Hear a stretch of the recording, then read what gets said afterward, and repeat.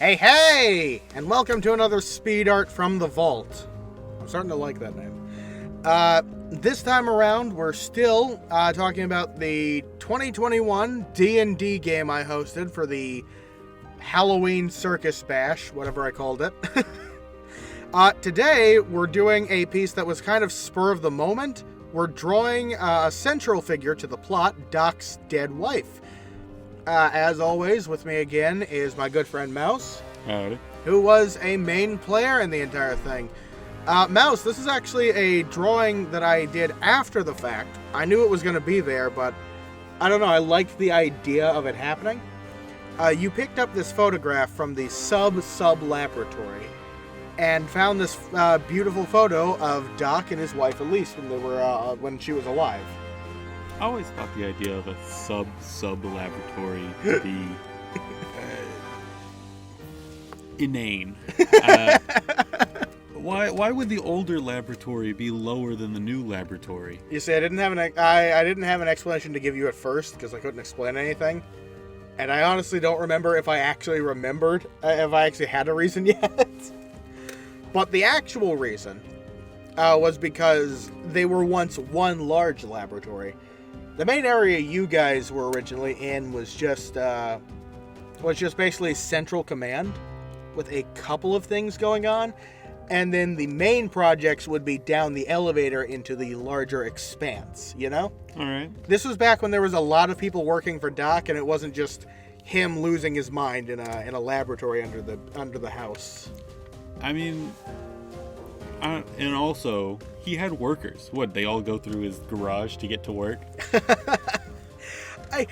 I didn't have an explanation for that one. I think it was teleportation. Well, because the thing is that you had introduced teleportation, but it was like teleportation to a range of 30 feet. So I was like, so if they teleported, they like stood in his garage. You know, I always want to go downstairs. Oh, no, I think I remember what it was. I think there was a secret hangar entrance in Project Brown, which was, of course, the section of his laboratory where I housed the old idea I had that Doc actually created time travel and decided to put it into a DeLorean. Just because it was really funny to me. So they all walked behind your house into that empty field? Maybe so. I don't have an answer here. I don't know. Those were always the things where I was like, this doesn't make any sense. Don't question it. I'm sure I had an answer at one point. I have long since forgotten it. I don't know. But yeah, eventually that main part of the lab was closed off, mainly due to budget cuts and not being able to pay people. And he had to central to the main lab, which is why one of the bigger challenges was getting down that elevator shaft, because you knew you were going to die if you went in. You know, I don't remember what we threw at the bottom there. What do you mean? Well, yeah, I know you dropped the elevator shaft. yeah. I'm just trying to remember how we dropped it. I believe, if I remember correctly, what happened was first Magic Bear cut a hole in the bottom of the elevator, and then you threw the wormholer that you got, the teleportation orb, against the wall and create a portal linking from the wall in front of you to partway down the elevator shaft. Yeah. And then you basically walked through the portal and climbed down the rest of the way through the security ladder. Yeah. And then, because you already had Narc in your party, you told him, hey, cut down the elevator shaft just so no one else could follow us just in case something is. And he proceeded to slice it off from its ropes, pulleys, I forget.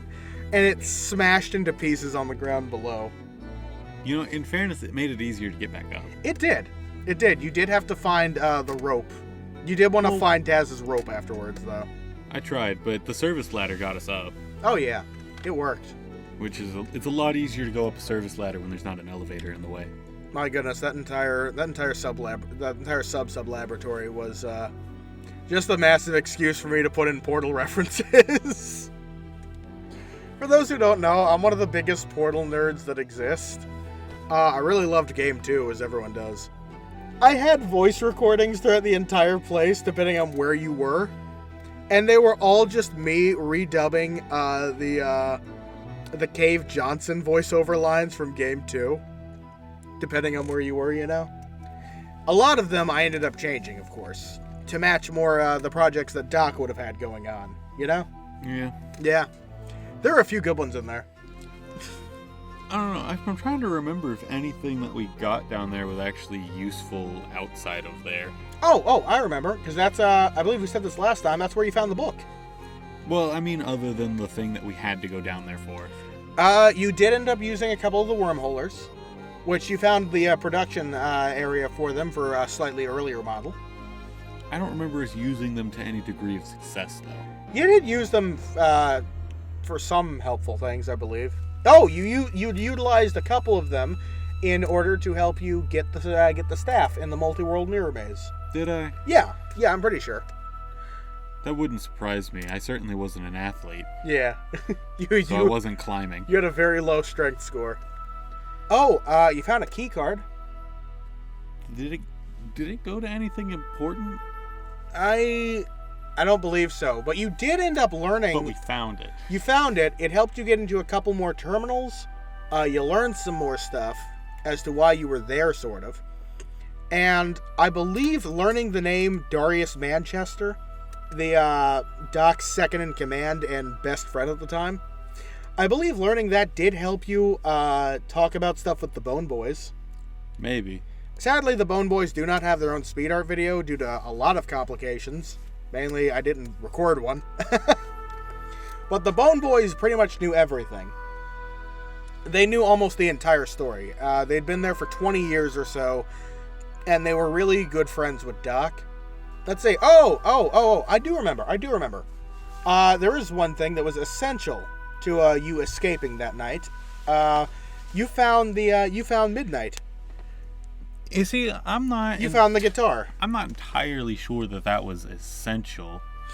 Well, I don't know. You used it to fight a few times, and also that musical thing that you guys did at the very end there, utilizing the guitar, the piano, and the flute, did open up the passageway to you escaping. Yeah, it was helpful. I don't know if necessary is the right word. Oh my god, do you remember at the very end when you guys were trying to play the musical escape cue, the Summoner song, and you guys warped the entire living room floor? We warped the foundation, thank you. Oh, that was beautiful. You didn't know what you were doing, you were just affecting the world around you, and suddenly the entire ground was a mess. You're just like, whatever, Doc will, that's Doc's problem. He locked us in his house, he can deal with it. Yep. And then at the end, when you finally meet Doc, he's just like, I'm giving you guys gifts. My good friend, Shamrock Combs, played by Mouse, you may keep my adventurer's tome. Magic Bear, playing Taz, you can keep anything you find here in order to help you rank up in your government organization. I'm sure people want this stuff. And Rothgar, my dearest friend, I give you my house. After he smashed a toilet, partially flooded the house, ruined the foundation. Yeah, in fairness, I ruined the foundation. And partially destroyed the living room. He did trash the living room. Looking for stuff. He was so mad. He was just like, well, I didn't find anything downstairs. Flips the couch. I think my favorite one was when he picked up a lamp and threw it at a wall. It just threw it. Just smash. For those who haven't noticed yet, Elise, Doc's wife, is design-wise somewhat loosely based on Ida Clawthorne.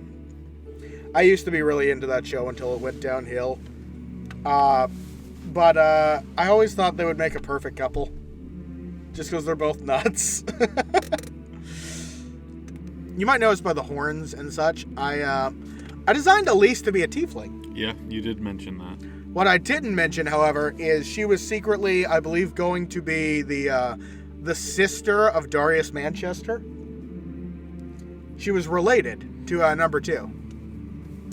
And something I never quite managed to explain, because it was going to be in the sequel that's never going to happen. You would find out that Elise was actually evil. Really? Yes.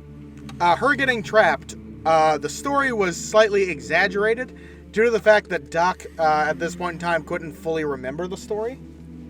She and Doc went down to the basically the lowest point, the core of the Earth, to see a magical item that was about to be used by a dangerous cult, okay? Yeah, it's always a cult. Yeah, it's always a cult. They were planning to use a small golden skull, which you can see on Doc's staff, which currently you can actually see in the portrait here, being held by Elise before the golden skull was attached to it. They were going to use it to gain ultimate power in all facets. Like they'd become ultimate masters of all forms of magic, okay? Yeah. And be able to warp the world around them to their bidding.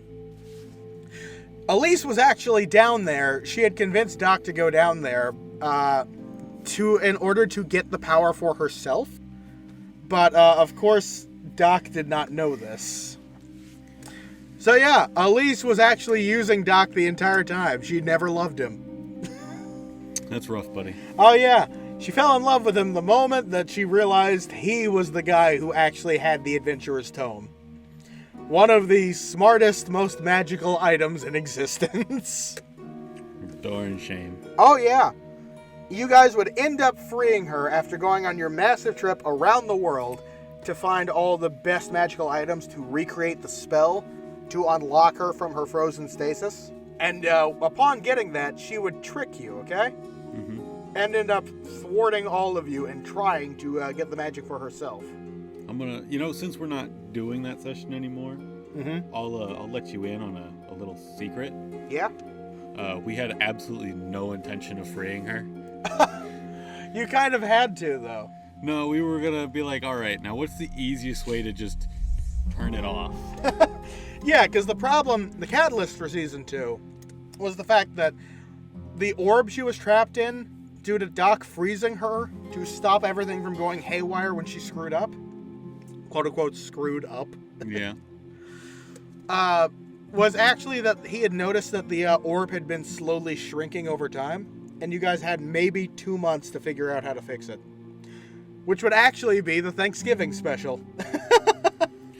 It was one of those things we were like, well, if it is just easier to fix it without freeing her, Yeah. we have absolutely no intention of freeing her. Oh, yeah. If it is, the only way she gets freed was if it was more convenient. Why didn't you want to free her? I want to ask. We were just like, Why man, bother? well, we were like, her husband's dead. Everybody she's ever known thinks she's been dead for the past, 25 years. Like, what is she really missing? The world has figured that, she doesn't have to pay taxes. She's dead. She doesn't, no taxes. That's always fun, So do we really need to save her? And we at least me and Noah, we agreed that we didn't need to. It was only if it was more convenient to. So quite possibly Magic Bear would have ended up being the one to free her. Maybe. I think he would have agreed with us in the end. If not, Because though, that he would be was- hilarious if he was the result of the end of the world. Well, because he would have been like, "Oh, we should free her," and then I think if we explained the situation, because Taz in that world was he was a realist. Yeah, a bit. So He wasn't exactly the nicest guy, but he had some heart, I guess. He had a heart if it was easy. Yeah. But he Fair also weather friend. he also did work for the government. Yeah. And we made sure to make fun of him for that a lot. Oh, you did. I remember my favorite part was when Rothgar found rat poison and a marker and crossed it out and wrote it as government agent poison. The power of poison compels you. But yeah, Elise would have ended up being the big bad. And whether or not you stopped her would be the catalyst for whether or not there would be a Season 3. Wherein the entire world is warped into hell, basically. You would have learned there was some massive family secret, like they were destined for evil or something. Darius got out of that and didn't think it was still real. Didn't realize his sister was actually evil. There's just a lot of stuff that I never figured out because I didn't know if I was going to do a season 2 or not. Oh, I just remembered something, though. Going way back to the beginning of this, when you said you threw something down the elevator shaft. I remember when we threw Narc down the elevator shaft. I was about to say, you guys find out by the end that these aren't, the monsters you guys are fighting aren't actually Doc's pets. But that is the way you get, like, the quote-unquote wholesome ending of the game. Where you don't actually end up killing any of his pets or even attacking them. You find ways around it and stuff. Yeah. Just because, hey, it's Doc's pets. We love them, man. We don't want to hurt his pets. Even if they're trying to kill us. But you find out by the end you actually haven't been fighting any of us. The Narc you guys fought was actually not Narc, but a gelatinous cube. Or it was mixed with gelatinous cube DNA. And when you killed him, that set off a chain reaction where over the course of the next couple hours, he slowly turned into slime. You had to kill him after you got out of this chamber, actually, didn't you? We had to kill him right after we got out of the sub-basement. Yeah, Or the because sub-basement. Yeah, you had accidentally did something that shut off the magic from working. Well, so the spell I had used to charm Narc was a concentration spell, so I was able to hold that up for about an hour, which would have given us enough time to get out of there. When fighting the Devil's Champ, one of the spells I cast was Create Bonfire, which also requires concentration. And so, you know, it's one of those things. I've never understood why that spell needed concentration to begin with. But, No. So then we got attacked again, and I didn't have enough spell slots to charm him again. Yeah, you got up from the basement and you immediately heard that roar. And I set it up again.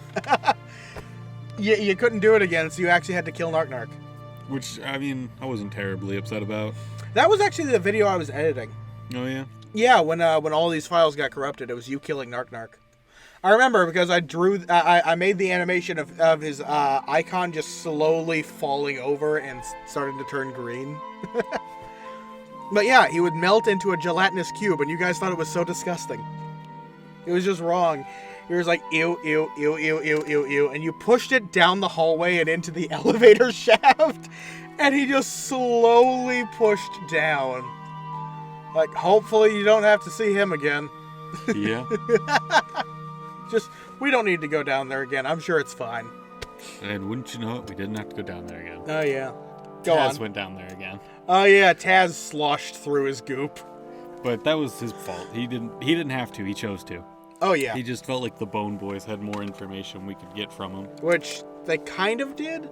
Not information we didn't already have. Yeah, he was just kind of confirming. He sloshed through all that goop for nothing. I actually added dust to the end of this because, like I said at the very beginning, this was a scene that happened where you picked up the portrait and you drug your hand across the dust that was covering it to see what it was a photo of. Yeah. So yeah, that's why this last bit is on there. But I think that's all we have to say about this section. Mouse, you had anything you want to end off on? We were gonna let your wife die. Yeah. To be fair, you would have skipped out on the end and saved the world way faster, instead of being the cause of why the world got destroyed. Well, lucky me. Oh yeah. I was just planning on letting your wife die. You got the good ending. You found out about the mission, you took it on, and you saved the world fast. Doc doesn't have to know his wife was evil and never loved him. Elise never has to live again. The evil is vanquished and everyone's happier for it. But yeah, that's been the latest speed art from 2 years ago. As always, he's been Mouse, I've been Why Not, and I hope you're entertained. Good night, everybody.